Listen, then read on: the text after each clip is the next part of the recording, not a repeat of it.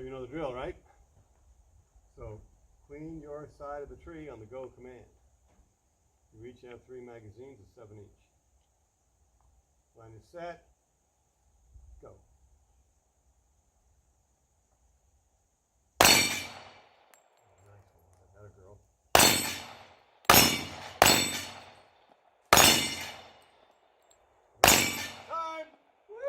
Wow. Shoot like a girl. Wowee. Yeah. Wowee. Alright, stand by.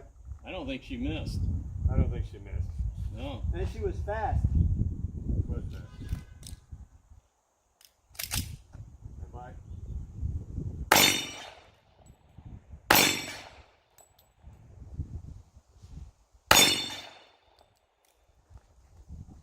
Ready to go again? Back up on target. Line is set. Go.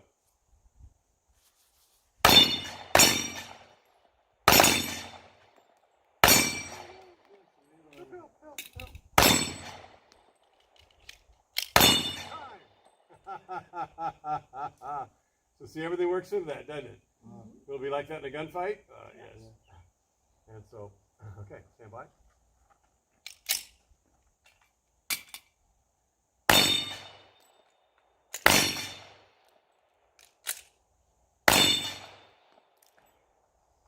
Nice shooting, Tex.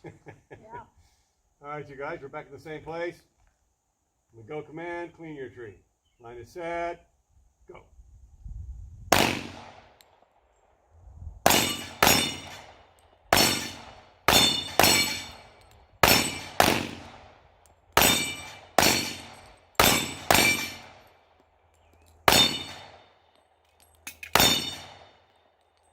Oh no! Out of ammo. Oh no!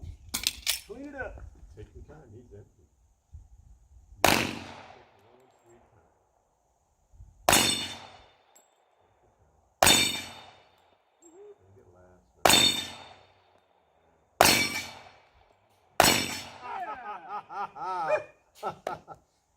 Shoot the red gong.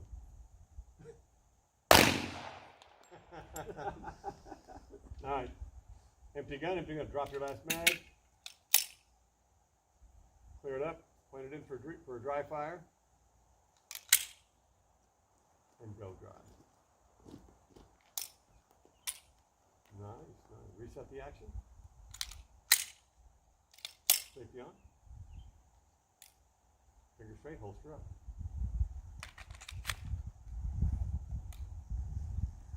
Hands up, don't move. Retrieve your... So much of traditional firearms training is a static exercise. In other words, when you shoot the paper doesn't shoot back. When you shoot the paper doesn't move. When you shoot the paper, you don't have to shoot another piece of paper. When you shoot the paper, you don't have to shoot a different piece of paper.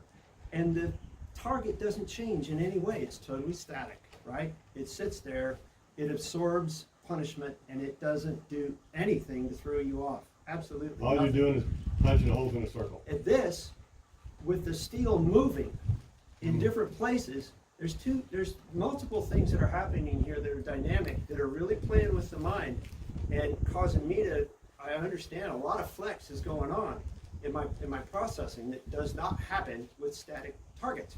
And that is that the location of the target is changing. That's one. And two, the change is unpredictable in time. It happens fast, sometimes it happens slow. And three, not only is it changing, but I can't predict what position is gonna change, and the number of targets change. All those dimensions are changing, and they're all changing as fast as I can pull the trigger and process.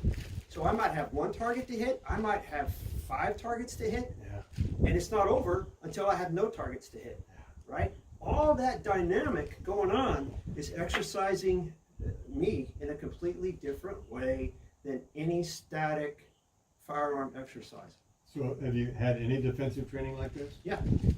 And I'm trying to think if I've done a dynamic target exercise. I've done lots of different things, running and gunning, shooting different targets, you know, this one, that one, this one, that one, this one, that one, laying down, standing up, barriers and all that. What's different here, just about this, you know, you wouldn't think intuitively you don't anticipate the impact it has on me as a shooter. Intuitively, I would think, well, if I got a target there and a target here, well, they're only separated by about 12 inches. So if they change, what's the big deal? Well, to understand why it's a big deal, you have to do it. And when you do it, then you start to realize, oh, this is affecting me a lot more than I thought it would. I got one up here, and I got one down there. And now I have two in the middle, and then there's one up here. All that change is a completely different mental, physiological process. And an exercise, and that's not much. I'm not talking about a house invasion with 6 guys coming at me from 6 different directions in the dark. This is just a little bit of change, and it's very challenging, right? In the light. And that develops in me an appreciation for the difficulty of an actual defensive situation. Yeah, because you don't know what the other person, which target they're going to hit, and if it's going to go around or not. And right. So and Glenda nailed it. It's the unpredictability of this. You have a live shooter. Their performance is not predictable, right? And their performance directly impacts yours. So it's the unpredictability that's this other dimension that really requires a different process than slow pull, static trick, static target, and awesome value in that. That makes me want to have more kinetic action going on in the targets. I start imagining hanging steel from trolleys, like a carnival shoot, having steel going everywhere. Because why? Well, because an animate threat is probably going to have unpredictable movements and actions too. Yeah. Unlike a piece of paper. Yeah. Very much value in this to me. Mm-hmm.